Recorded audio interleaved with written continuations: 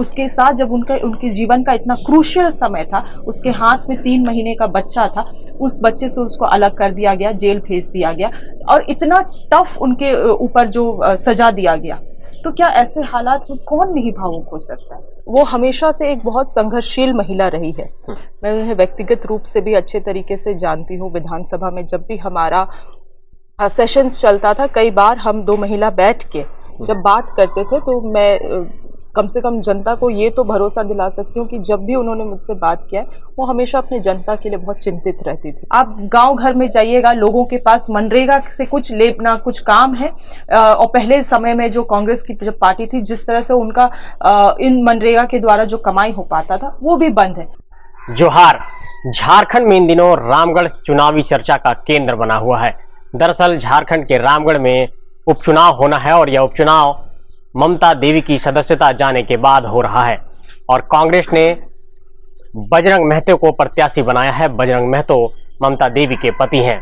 दरअसल झारखंड के भीतर साल 2019 से 2022 के बीच में 4 उपचुनाव हुए। 4 उपचुनाव में 2 झामुमो ने जीते और 2 कांग्रेस ने। एनडीए अलायंस को एक भी सीटें नसीब नहीं हुई। अब इस बार रामगढ़ उपचुनाव में क्या कुछ होने वाला है, ये देखना काफी दिलचस्प होगा, क्योंकि एनडीए लगातार ये दावा कर रहा है कि रामगढ़ में पिछले बार हम अलग अलग होकर लड़े थे और इस बार एनडीए अलायंस इंटैक्ट होकर लड़ रहा है, तो इस बार ये सीट हम जीतने में कामयाब हो जाएंगे।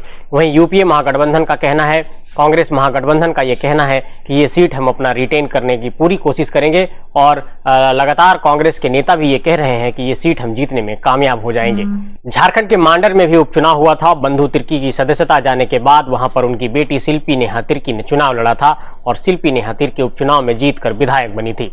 आज रामगढ़ उपचुनाव के मसले पर, झारखंड के तमाम मसलों पर और झारखंड के राजनीतिक परिदृश्य पर बातचीत करने के लिए आज हमारे साथ मौजूद है शिल्पी नेहा तिर्की, जो मांडर से विधायक बनी है। उनसे बातचीत कर ये समझने की कोशिश करेंगे कि रामगढ़ में कांग्रेस की रणनीति क्या है, किस आधार पर कांग्रेस जीत का दावा कर रही है, सरकार की उपलब्धियों को किस तरह से जनता के बीच लेकर के जाएंगे और आखिर जनता के बीच जब जाने वाले हैं वोट मांगने के लिए तो सरकार की किन उपलब्धियों को गिनाएंगे। इन सारे सवालों पर बातचीत करने के लिए आज हमारे साथ शिल्पी नेहा तिर्की हैं। उनसे बातचीत करेंगे और ये समझने की कोशिश करेंगे कि कांग्रेस की रणनीति रामगढ़ उपचुनाव को लेकर क्या है।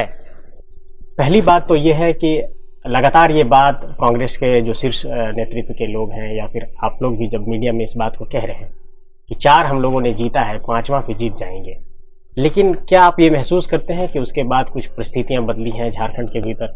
डोमिसाइल को लेकर के प्रोटेस्ट हो रहा है, तो एक विपरीत परिस्थितियों में जनता के बीच कैसे जाकर के सरकार की उपलब्धियों को रखेंगे? पहली बात तो जो रामगढ़ का उपचुनाव है वो उपचुनाव सभी के लिए बहुत महत्वपूर्ण है, खास करके महागठबंधन के लिए बहुत महत्वपूर्ण है। वो इस एंगल से क्योंकि आप देखिएगा कि ये जो अगला 2024 का चुनाव है उससे पहले ये किसी भी पार्टी के लिए एक लिटमस टेस्ट होने वाला है। मगर रही बात वहाँ पे अगर जो रियल सिचुएशन है उसको आप समझिएगा, ममता देवी जी का जो सदस्यता गया वो बहुत गलत तरीके से गया है। वो किसी भ्रष्टाचार या किसी करप्शन या किसी गलत मर्डर या कुछ गलत चीज़ में इन्वॉल्व नहीं थी। वो वहाँ के लोगों के लिए, वहाँ के जनहित के लिए आंदोलन करने वक्त वो जेल गई। उस वक्त उसी में उनका गोलीकांड जो हुआ उसमें उनका ऊपर केस हुआ और वो हमेशा से एक बहुत संघर्षशील महिला रही है। मैं उन्हें व्यक्तिगत रूप से भी अच्छे तरीके से जानती हूँ। विधानसभा में जब भी हमारा सेशंस चलता था, कई बार हम 2 महिला बैठ के जब बात करते थे तो मैं कम से कम जनता को ये तो भरोसा दिला सकती हूँ कि जब भी उन्होंने मुझसे बात किया वो हमेशा अपने जनता के लिए बहुत चिंतित रहती थी। क्या काम है, क्या करना है, वो इस बात से भी उनको बहुत, ये बात भी उन्हें बहुत खाता था कि जो 5 साल का उन्हें कार्यकाल मिला उसमें से 2 साल कोरोना काल में चले गए। वो हमेशा बहुत चिंतित रहती थी कि कैसे कम समय में उन्हें ज़्यादा से ज़्यादा काम करना है। किसी भी हमारे चाहे महागठबंधन का बैठक हो या कांग्रेस पार्टी का बैठक हो, वो हमें हमेशा अपने विधानसभा को लेके और उस विधानसभा के मुद्दों को लेके हमेशा बहुत मुखरता से बातों को रखती थी। और मुझे लगता है कि उनके साथ बहुत ही अन्याय हुआ, क्योंकि अगर आप देखिएगा, मैं क्यों उसे संघर्षशील महिला बोल रही हूँ, वो एक आंगनबाड़ी सेंटर में वो एक सेविका थी पहले। वहाँ से वो बहुत मेहनत करके लोगों का दिल जीत के आउट ऑफ पब्लिक इंटरेस्ट वो जिला परिषद बनी। वहाँ से वो जिला परिषद बनने के बाद उनका आंदोलन का दौर शुरू हुआ। आंदोलन का दौर शुरू होने के बाद वो एक विधायक भी बनी। लोगों का वो वो चाह था, लोगों का एक वहाँ के लोगों का वांट था कि ममता देवी जैसे उनका प्रतिनिधि हो। ऐसे हालात में बीचों बीच उनका सदस्यता खत्म कर देना और उनके किस तरह से जो सदस्यता खत्म हुआ है इन सभी चीज़ों के भी ज्ञात लोगों को है।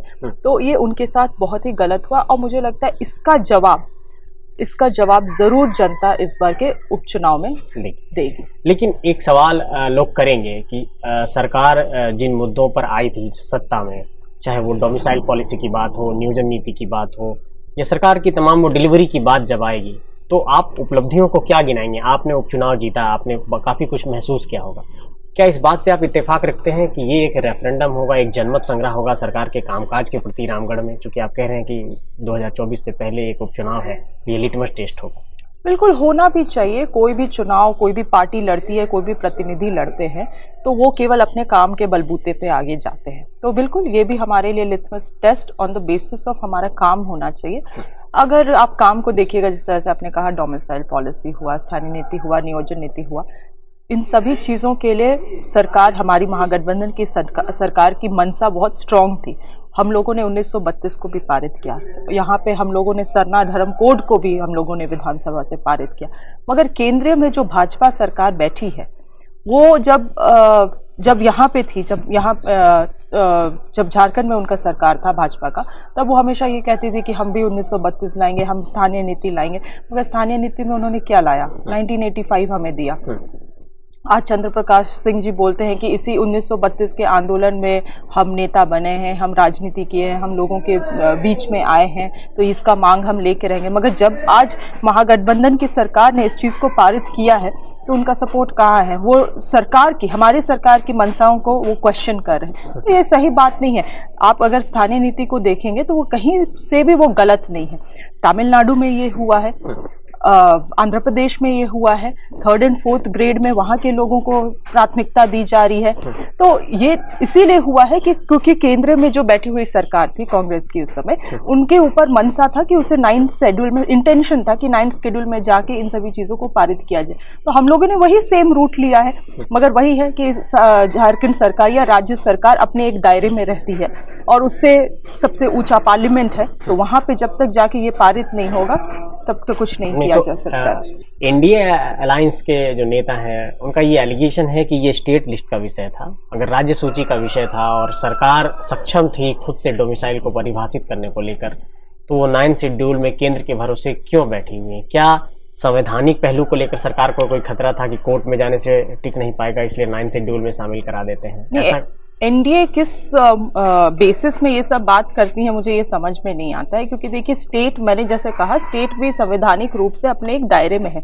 गैजेट नोटिफिकेशन राज्य जारी कर सकती है, मगर उसको एक पॉलिसी बनने के लिए वो पार्लियामेंट का उसमें ऑथराइजेशन चाहिए। तो उसी चीज़ के लिए हम इनको पार्लियामेंट में भेज के 9th शेड्यूल का मांग कर रहे हैं, तो इसमें कौन सी बड़ी बात है? ये तो संविधान में लिस्टेड है। और अगर आपकी मंशा है कि सही में 1932 जो कि झारखंड की जन भावना है वो यहाँ पे लागू हो, तो आप बिल्कुल, आपके पास पूरा कैपेसिटी है वहाँ पे पार्लियामेंट से इसको पारित कराने के लिए। और पहले भी अन्य स्टेट्स के लिए ये हुई है। वही मैं कह रही हूँ ना, राज्य सरकार के साथ साथ केंद्र सरकार की भी मंशा होनी चाहिए, जो कि इनके पास नहीं है। ये कभी चाहते ही नहीं थे। इन्होंने बहुत लोग इंटेंशन पे सवाल उठा रही हूँ। तो आप ये मानती हैं कि ये सरकार उन मुद्दों को लेकर बिल्कुल प्रतिबद्ध है जिसको लेकर के ये सरकार सत्ता में आई? बिल्कुल। ओल्ड पेंशन योजना हुआ, आपका 12 शिक्षक हुआ, जो चीज़ों हम लोगों ने अपने मैनिफेस्टो में रखा था, 1932 हुआ, नियोजन नीति, उन सभी को हम लोगों ने धीरे धीरे लाने का प्रयास किया है। मगर आप अगर देखेंगे तो कहीं ना कहीं PIL के द्वारा कोर्ट में चैलेंज करके, लोगों को दिग्भ्रमित करके, कहीं ना कहीं चीज़ों को तोड़ मड़ोड़ किया जा रहा है, जो कि राज्य का दुर्दशा है। अपने 6-7 मंथ्स के एक्सपीरियंस में आपने शायद इस बात को महसूस किया होगा कि झारखंड के जो नौजवान हैं वो लगातार सड़कों पर हैं, चाहे JTET के हों, वो तमाम अभ्यर्थी हों, उनकी नियुक्तियां इसलिए भी रद्द हो गई क्योंकि नियोजन नीति ही कोर्ट में स्टैंड नहीं कर पाई। ऐसे में वो एक सवाल करते हैं कि क्या हमें एज का रिलैक्सेशन मिलेगा, हमारी नौकरी का 5 साल 10 साल बर्बाद हो रहा है, उसका क्या होगा?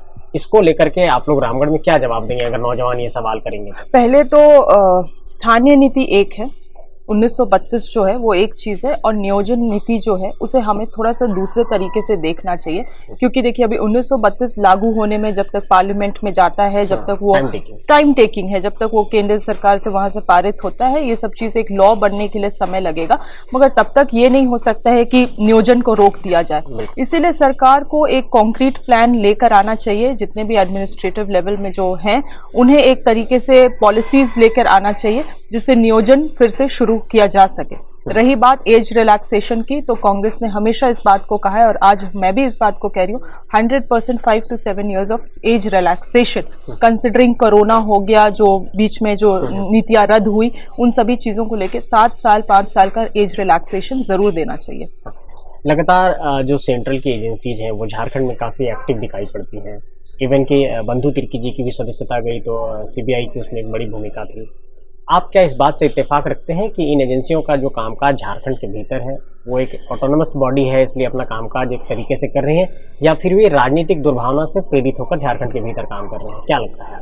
देखिए, जो ये संवैधानिक बॉडीज़ है, कॉन्स्टिट्यूशनल बॉडीज़ है, कहीं ना कहीं लोगों का भरोसा इनसे उठ जा रहा है। पहले तो ईडी आया, ईडी में भी आप देखिएगा कि ईडी का जांच पड़ताल केवल वहीं पे ज़्यादातर अधिकतर होता है, वहीं उनका एक्टिविटी ज़्यादा होता है जहाँ पे गैर भाजपा सरकार है। जहाँ पे बीजेपी सरकार है वहाँ पे महाराष्ट्र में आपका क्या हुआ, मध्य प्रदेश में किस तरह से तोड़ मोड़ के सरकार बनाई गई, मगर उन जगहों पे कभी भी ईडी का कोई एक्टिविटी नहीं दिखा। मगर जो जो जगह पे गैर भाजपा सरकार है वहाँ इनका एक्टिविटी बहुत ज़्यादा है और कहीं ना कहीं सरकार को, वहाँ के सरकार को डिसबैलेंस करने का, इंस्टेबिलिटी क्रिएट करने का कोशिश किया जा रहा है। तो और रही बात, ईडी पहली चीज़ थी, अब आप देखिएगा जो हिंडनबर्ग का रिपोर्ट आया उसके माध्यम से आप समझिएगा कि अब तो सेबी जैसा जो एक फाइनेंशियल रेगुलेटरी बॉडी है, अब वो भी एक तरीके से केंद्र सरकार के कह सकते हो उसके दिशा निर्देश अनुसार अब काम कर रही है, क्योंकि इतना बड़ा अगर स्कैम कॉल आउट हुआ है इंटरनेशनल लेवल में तो सेबी के नज़र से ये सब चीज़ कैसे छुप पाया। तो कहीं ना कहीं जो संवैधानिक बॉडीज़ हैं जिन्हें संविधान के रूप से काम करना चाहिए था और एक पॉलिटिकल बायस रूप से नहीं, वो सब चीज़ भी अब गलत तरीके से हो रही हैं, जिसके कारण जनता का, आम जनता का भी जो इन संस्थाओं पे जो विश्वास है वो उठ सा गया है। लेकिन आप कह रहे हैं कि कॉन्स्टिट्यूशनल बॉडी जो है वो एक लगातार बाइक तरीके से काम कर रहे हैं, लेकिन हिंडनबर्ग के रिपोर्ट का जिस आपने जिक्र किया उसके बाद आपने देखा होगा कि आरबीआई ने सभी बैंकों से ये डिटेल्स मांगा है कि आपने अडानी को कितना कर्ज दिया है। तो क्या ये आरबीआई को पहले से करना चाहिए था? ये रिपोर्ट आने के बाद आरबीआई की एक्टिविटी, तो आप क्या आरबीआई को भी मानते हैं कि वो भी एक तरीके से बाइक तरीके से काम कर रही थी इतने दिनों तक? कहाँ 100% देखिए, और ये पहली दफ़ा नहीं हो रहा है जो आज अडानी के साथ इस चीज़ को कांग्रेस पार्टी ने और अन्य सारी पॉलिटिकल पार्टीज़ ने हमेशा से अडानी का जो ये एक्टिविटी रहा है और उनका जो पॉलिटिकल इन्वॉल्वमेंट रहा है उसे हमेशा कॉल आउट की गई है, मगर कभी भी कोई भी, चाहे सेबी हो, आरबीआई हो, इसमें आज तक कोई एक्शन नहीं लिया। जब किसी इंटरनेशनल एजेंसी ने इसको एक मुद्दा बनाया तब जाके ये लोग जागे हैं। तो इस तरह, और ये पहली कोई नई बात नहीं है, क्योंकि पहले भी आप देखिएगा तो चाहे विजय माल्या का केस हो, नीरव मोदी का केस हो, ऐसे इतने बड़े लाइक हजार करोड़ का ये लोगों ने घपला करके यहाँ से बाहर देश चले गए, वहाँ आरामी के जीवन जी रहे हैं। तो मैं तो यही नहीं मांगूंगी, आज यहाँ पे 50,000 रुपए का केसीसी लोन माफ नहीं होता है तो उसमें बैंक इतना ये करती है, डिफॉल्टर करती है, इतना इशू क्रिएट करती है। 50,000 का लोन है अगर किसान के लिए, तो ये तो आपका 1000 करोड़ लोन का बात है। जब तक सरकार की और जब तक इस तरह से कॉन्स्टिट्यूशनल बॉडीज का इन्वॉल्वमेंट नहीं होगा, इतना बड़ा स्कैम करना पॉसिबल ही नहीं है। मतलब ये एक संगठित स्कैम है। बिल्कुल बिल्कुल, ये एक सारा एक सोची समझी स्ट्रैटेजिकली प्लान्ड स्कैम है। कांग्रेस ने एक नेशनल प्रोटेस्ट किया कि इस पूरे स्कैम की जांच जेपीसी होनी चाहिए, ज्वाइंट पार्लियामेंट्री कमेटी से इसकी जांच होनी चाहिए, और बहुत बड़ा प्रोटेस्ट पूरे देश भर में हुआ। आप क्या मानती हैं कि देश की जो एजेंसियां हैं वो जांच करने में सक्षम नहीं हैं, इसलिए ज्वाइंट पार्लियामेंट्री कमेटी की जरूरत महसूस हो रही है? देखिए, कहीं ना कहीं जब संवैधानिक बॉडीज, जिस तरह से मैंने कहा, संवैधानिक संस्थाएं जहां फेल होने लगती हैं, लोगों का विश्वास उससे उठने लगता है, तो इस तरह का हम लोगों को रूट लेना पड़ेगा। जेपीसी का हम लोगों को गठन करना पड़ेगा। और जिस तरह से हमारी कांग्रेस पार्टी ने ये मांग भी की है कि डेली बेसिस में ये रिपोर्ट को भी पारदर्शिता से वेबसाइट में प्रिंट किया जाए, इसका पब्लिकेशन किया जाए। ये सब चीज़ ज़रूरी है, क्योंकि देखिए हमारा देश जो है एक अभी भी डेवलप्ड नेशन नहीं है, एक डेवलपिंग नेशन है। और जो इतना जो पैसा का जो लॉस हुआ, अगर अडानी का भी आप देखिएगा, अडानी का जो इन्वॉल्वमेंट है वो सारे सेक्टर्स में है। अभी तो आपके एयरपोर्ट ऑपरेशंस में भी वो आ गए हैं, इंफ्रास्ट्रक्चर में है, माइनिंग में है, सब में है। तो जीडीपी का जो परसेंटेज वो ऐड करते हैं जीडीपी में, वो बहुत अधिक है। ऐसे में उनको जो अभी तक में लगभग कंट्रोलिंग पावर बढ़ेगी उनकी। हाँ, जो लगभग अभी जो हमको लगता है $1 मिलियन का जो उनका लॉस हुआ है कि उनके शेयर जो 30% गिर गए हैं, उसके कारण उसमें किसका किसका फंड लगा हुआ है, किसका पैसा लगा हुआ है? LIC का, SBI का। LIC और SBI ऐसे संस्था है जिसमें विश्वास करके हर एक भारतीय, आपके भी माँ बाप वहां लगाएंगे, हमारे भी पिताजी ने वहां पे पैसा लगाया होगा। ऐसे संस्था है जिसमें आम जनता अपना पैसा विश्वास से, SBI और LIC आंख बंद करके लगाया। ऐसे हालत में अगर इतना ज़्यादा डिप होगा तो सरकार, जो पूरा देश का इकोनॉमी है, वो कितना पीछे चला जाएगा, इस चीज़ की हम आकलन भी नहीं कर सकते हैं इस स्टेज में। तो ऐसे में हालत में ज़रूरी है। मगर आज अगर देखिएगा, कांग्रेस में भी वहाँ पे पार्लियामेंट में इतना ज़्यादा आवाज़ उठा जा रहा है, मगर एक बार भी केंद्र सरकार में जो बैठी हुई सरकार है, बीजेपी की सरकार, मोदी जी की तरफ से इतना बड़ा हादसा हुआ है, इसको मैं हादसा ही कहूंगी, डिजास्टर ही कहूंगी, तो क्यों नहीं इसके बारे में वो एड्रेस कर रहे हैं? क्यों अपने तरफ से कुछ रेस्पॉन्स नहीं दे रहे? तो ये बहुत दुखद चीज है। लगातार राहुल गांधी जी भी एक आरोप लगाते रहे हैं कि कांग्रेस ने जब संस्थाओं को खड़ा किया था, जिन संस्थाओं को एनडीए की सरकार आने के बाद संस्थाओं का एक पतन देखा गया है। ये जो आप कह रहे हैं कि LIC जैसी संस्था है, SBI जैसी संस्था है, इस पर बहुत बड़ा एक विश्वास था, क्या इस बात से आप इत्तेफाक रखती हैं कि पिछले 8-9 सालों में देश के भीतर संस्थाओं का एक मतलब एक तरीके से उनका ग्राफ नीचे गिरा है, उनका पतन हुआ है? ये चूंकि एलिगेशन लगातार लगता रहा है। 100%, क्योंकि देखिए ये सारे जो संस्थाएं हैं, इनको इसीलिए इनका गठन किया गया था ताकि ये अनबायस रूप में आम जनताओं के लिए काम कर सकते हैं। LIC और SBI ऐसी एक कंपनी थी जो जिनका गठन इसलिए किया गया था ताकि जिस जगहों पे प्राइवेट कंपनीज नहीं पहुंच सकती है for the sake of profit, ऐसे जगह पे ये सारे कंपनीज अपना सेवा दे। मगर अगर इनका जो मेन इंटेंशन है, अगर वही बदल गया है, मेन मकसद जिसके लिए इन संस्थाओं को गठन किया गया था, अगर वही अब बदल गया, अब ये भी कॉरपोरेट्स को ही बेनिफिट करने लग जाएंगे, तो फिर आम जनता के लिए क्या ही बचेगा? तो कभी मुझे लगता है कांग्रेस ने, चाहे वो मनरेगा भी क्यों ना हो, मनरेगा भी एक कांग्रेस का ही दिया हुआ पॉलिसी था पूरे देश के लिए, जहां पे गरीब आदमी अपने गांव घर में रह के कमाई कर सकता था, उसे पलायन नहीं करना पड़ता। मगर आज आप देखिएगा कि झारखंड का भी क्या हालत है। केंद्र सरकार मनरेगा के लिए पैसा नहीं दे रहे। आप गांव घर में जाइएगा, लोगों के पास मनरेगा से कुछ लेना कुछ काम है।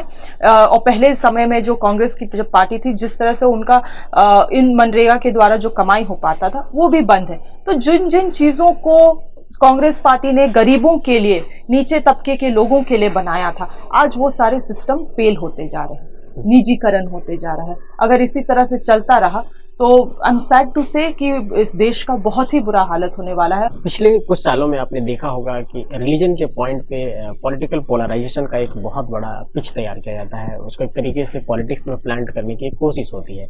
राहुल गांधी जी ने भारत जोड़ो यात्रा की, उन्होंने कहा कि हम मोहब्बत की दुकान खोलेंगे, ये नफरती ताकतों को हराएंगे।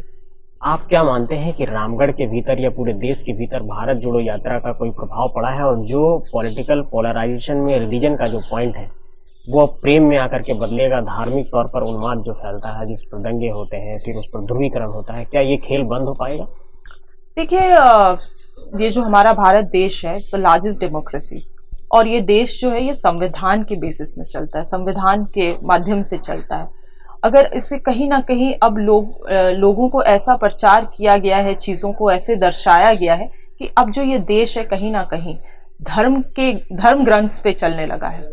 ऐसे ही अगर बना रहा तो हमको लगता है कहीं ना कहीं जो ढांचा है, जो बेस है इस देश का, वो फेल होते जाएगा, संविधान फेल होते जाएगा। तो संविधान फेल होते जाएगा तो मुझे नहीं लगता है कि हम अपने आप को कहीं तरीके से भी डेमोक्रेटिक कंट्री कह पाएंगे।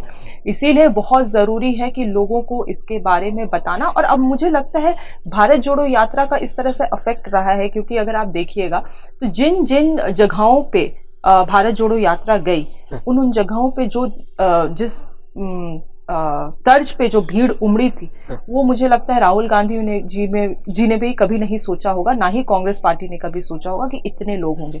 तो ये बात बिल्कुल दर्शाता है कि अगर इस देश में धर्म के नाम पे राजनीति करने वाले हैं, तो इस देश में वैसे लोग भी हैं जो धर्म निष्पक्षता चाहते हैं, जो सेक्युलरिज्म चाहते हैं, जो चाहते हैं कि सब मेल प्रेम से शांति की भावना में इस देश को चलाया जाए। लेकिन अब चूंकि हम थोड़ा अंतिम पड़ाव की तरफ पहुंचते हैं, अगर झारखंड के इस रामगढ़ उपचुनाव में अगर नेशनली अगर कोई ये प्राइमा फेसी अगर देखेगा तो ये यही महसूस करेगा कि झारखंड सरकार ने जिन नीतियों को लेकर के जनता को एक भरोसा दिया था, आपने सरना धर्म कोड की बात की, वो सेंट्रल में जाके लटका है। 1932 के खतियान का मसला वो भी अब वापस राज्यपाल जी ने कर दिया। नियोजन नीति नहीं बन पाई, नौकरियों को लेकर छात्र आंदोलनरत हैं, जेटेट के अभ्यर्थी लगातार आंदोलनरत हैं। तो अगर कलेक्टिवली देखते हैं तो सरकार का एफर्ट्स तो दिखाई पड़ता है, बट रिजल्ट नहीं दिखाई पड़ता है। तो बिल्कुल बहुत सही सवाल है आपका। देखिए आप अगर क्लोजली इस सिचुएशन को देखिएगा, राज्य सरकार जो हमारी महागठबंधन की सरकार है, हमेशा प्रयासरत है, जो मैनिफेस्टोज में लिखा गया था, जो उनको जनता को दिखाया गया था, उसको लोगों के लिए पूरा करे। मगर डे वन से, जब से 2019 दिसंबर में जब से ये सरकार बनी है, तब से लेके आज तक दिन रात विपक्ष की सरकार भाजपा बस यही इसी चीज में लगी रहती है कि इस सरकार को कैसे हिलाया जाए, कैसे गिराया जाए। ऐसे अस्थिरता में लोगों तक, तब भी आप देखेंगे पूरे सारे विधायक रहे, सारे जो हमारे मुख्यमंत्री हैं, हमेशा प्रयासरत है कि किस तरह से जो जनहित में जो योजनाएं हैं लोगों तक पहुंचाई जाए। ये सब अभी आप आवास का ही देखिए, हमारे पूरे झारखंड में लगभग 8 लाख लोग अभी भी आवास से, प्रधानमंत्री आवास से वंचित हैं। आज उसी की मांग को लेके पिछले साल भी बहुत पत्रचार हुआ झारखंड सरकार द्वारा केंद्र सरकार को, कोई ये नहीं, कोई मूवमेंट नहीं। कल वहां पे केंद्रीय मंत्री जी के साथ मिलके फिर से इसी चीज की मांग मुख्यमंत्री जी ने किया है। तो हमारा यही कहना है कि ये जो राज्य है ये बहुत चोट खाया हुआ राज्य है। आज भी यहाँ पे गरीबी बहुत ज्यादा है, बहुत लोग पिछड़े हैं। यहाँ पे आम जो चीजें हैं, स्वास्थ्य, घर, पढ़ाई, शिक्षा, ये सब भी इतना पिछड़ा है। अगर यहाँ के लोग, ठीक है, यहाँ के जितने भी नेता हैं, मान के चलिए जो विपक्ष के बीजेपी के भी नेता हैं, वो अगर राजनीति करने के लिए आए हैं, ठीक है, मैं मानती हूँ, मगर क्या यहाँ के लोगों के प्रति उनका भी कुछ रेस्पॉन्सिबिलिटी तो होगा। इस रेस्पॉन्सिबिलिटी के दायरे में रहते हुए कम से कम उनका भी ये बनता है, काम बनता है कि वो केंद्र सरकार को इन सभी चीजों की मांग करे। मगर नहीं, वो चाहते हैं कि ये सरकार फेल हो जाए, वो चाहते हैं कि इनको योजनाओं के लिए पैसा नहीं दिया जाए, इनको सरकार राज्य चलाने के लिए इनको पैसा नहीं दिया जाए। गवर्नमेंट कोऑपरेट नहीं कर रही है, बिल्कुल कोऑपरेट नहीं कर रही है। और डे वन से विपक्ष की सरकार केवल यही स्ट्रैटेजी किए हुए है कि कैसे इस सरकार की इमेज को धूमिल किया जा सके। आप लोग लगातार ये कहते रहे कि भाजपा इमोशन के बेसिस पे पॉलिटिक्स करती है। अभी रामगढ़ के भीतर ये एक सवाल आ रहा है कि कांग्रेस इमोशन के बेसिस पे पॉलिटिक्स करने की कोशिश कर रही है, क्योंकि ममता देवी जी का एक छोटा बच्चा है और ममता देवी जी जेल में है। तो लोग कह रहे थे कि बच्चे के चेहरे को लेकर, बच्चा रो रहा है, उसकी तस्वीरें मीडिया में, सोशल मीडिया में डालकर लोग इमोशन को कैच करने की कोशिश कर रहे हैं। इस पर आप क्या कहना चाहेंगे? देखिए, मैं इसमें यही समझती हूँ कि एक ममता जी जब वो गर्भवती थी, कई बार उनसे मैंने विधानसभा में भी जब मैं मिली थी, वो लास्ट में अपने गर्भवती समय के आखिरी में वो बहुत चिंतित रहती थी।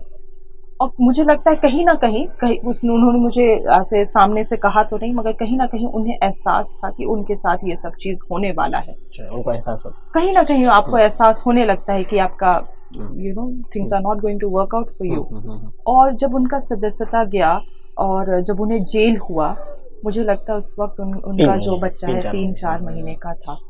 आप समझ सकते हैं कि उस परिवार के लिए ये कितना बड़ा धक्का होगा, 3-4 महीने का बच्चे को अपने से दूर करना और अगर आप उसे जेल में रखेंगे तो वो कोई इन्वायरमेंट नहीं है। आप इसको कैसे इमोशनल तरीके से नहीं दे सकते? कोई भी भावुक हो सकता है। 3-4 महीने का दूध पीता बच्चा का बात है ये, उसे अपने माँ से अलग कर देना। और उसकी माँ ने, जिस तरह से मैंने कहा, कोई भ्रष्टाचार नहीं किया था। वो बहुत एक सम्मानित महिला है, बहुत संघर्षशील महिला है, हमेशा अपने जनता के बारे में सोचती रही। आज आंदोलन करते। आप ही बताइए मुझे, राजनीति में पहली बार कितने विधायक, महिला विधायक आती हैं? बहुत मुश्किल से महिलाओं को राजनीति में जगह मिलता है, और वो संघर्ष करके इतना दूर आई। और तब उसके साथ जब उनके जीवन का इतना क्रूशियल समय था, उसके हाथ में 3 महीने का बच्चा था, उस बच्चे से उसको अलग कर दिया गया, जेल भेज दिया गया, और इतना टफ उनके ऊपर जो सजा दिया गया। तो क्या ऐसे हालात में कौन नहीं भावुक हो सकता है? जो उनको जानता भी नहीं है वो भी इस बात को सुन के भावुक हो जाएगा। तो वो दूसरी चीज है, इस्तेमाल करने का बात नहीं है। जो चीज सच्चाई है उसे सामने रखा जा रहा है, कोई बना के तो चीजों को नहीं रखा जा रहा है। ऐसा तो नहीं है कि उनका बच्चा 3 महीने का नहीं है और दूध मुहा नहीं है। तो सच्चाई, ये फैक्ट है, उसको सामने रखा जा रहा है। बजरंग महतो जी से मैंने इंटरव्यू के दौरान एक सवाल पूछा था। उन्होंने कहा कि इस मामले में गवाहों को भी प्रभावित किया गया। आप इत्तेफाक रखते हैं इस बात से? जुडिशरी तो लोग कहते हैं कि काफी निष्पक्ष बॉडी है, तो ऐसे में क्या गवाहों को प्रभावित करके किसी फैसले को प्रभावित किया जा सकता है? इसकी जानकारी मुझे भी मिली है। इस तरह की कुछ बातें तो हुई थी कि जो गवाहें थी इनिशियली वो पहले दफे पे ममता जी के साथ थे, ममता जी के हित में बोल रहे थे, हो गया सडनली कि वो उनके अगेंस्ट बोलने लगे या कोर्ट में अपीयरेंस नहीं देने लगे। तो ये सारी चीज़ें कहीं ना कहीं बिल्कुल इंडिकेट करता है कि जो विपक्ष, वहाँ पे जो विपक्ष की पार्टी जो खड़ी हो रही है और उनके जो लोग हैं, कहीं ना कहीं ये चाहते ही थे। और बजरंग जी का ये कहना भी है, मैंने उनका इंटरव्यू भी देखा है कि बहुत बार चौक चौराहे में ऐसे बातें भी होती थी कि ज़्यादा दिन इनका सरकार नहीं चलेगा या ज़्यादा दिन इनका यहाँ पर रहेगा नहीं, विधायकी इनकी जाने वाली है। और जिससे मैं इत्तेफाक इसीलिए रखती हूँ क्योंकि मेरे बाबा भी जब 2019 में चुनाव जीते थे तो 1-2 महीने बाद चौक चौराहे में ये सब बातें होती थी कि बहुत जल्दी इनका सदस्यता जाने वाला है। तो ये चीज़ पहले ना कहीं प्रेडिक्ट कर लेना, और फिर बाद में जो कोर्ट का निर्णय आता है वो सब चीजें और ये जो बातें हो रही हैं वो मतलब कॉन्स्पिरेसी आप मानते हैं? कॉन्स्पिरेसी तो जरूर है, कॉन्स्पिरेसी जरूर है। बहुत बहुत धन्यवाद आपका विधानसभा से बात की। तो हमारे साथ थी शिल्पी नेहा तिर्की, जिन्होंने लगातार झारखंड के मुद्दे पर और झारखंड सरकार के लगातार उन निर्णयों पर बातचीत की जिस पर सरकार ने एक भरोसा दिया था। दरअसल झारखंड के भीतर पिछले 4 उपचुनावों की बात करें तो महागठबंधन ने जीत जरूर हासिल की, लेकिन लगातार एक बात यह सामने आ रही है कि सरकार जिन मुद्दों को लेकर, जिन मसलों के साथ सत्ता में आई थी, उन मसलों को अब तक सरकार पूरा नहीं कर पाई। हालांकि सरकार ने अपनी तरफ से कुछ प्रयास जरूर किए हैं, चाहे 1932 का मसला हो, चाहे नियोजन नीति का मसला हो। नियोजन नीति कोर्ट में नहीं टिक सका और स्थानीय नीति के विधेयक को राज्यपाल ने वापस कर दिया। ऐसे में यह देखना काफी दिलचस्प होगा कि रामगढ़ की जनता किस आधार पर वोट करती है और किस तरीके से यूपीए को वहां पर जीत हासिल होती है। हालांकि फिर भी लगातार एनडीए ये दावा कर रहा है कि इस बार हम इंटैक्ट होकर के लड़ रहे हैं, पिछली बार हम अलग होकर लड़े थे इसलिए उसके परिणाम हमारे अनुरूप नहीं आए थे। लेकिन 2 मार्च को ये सामने पता चल जाएगा कि परिणाम किसकी झोली में जाने वाला है। हम आपको रामगढ़ उपचुनाव के और भी अपडेट्स देते रहेंगे। तब तक के लिए जोहार।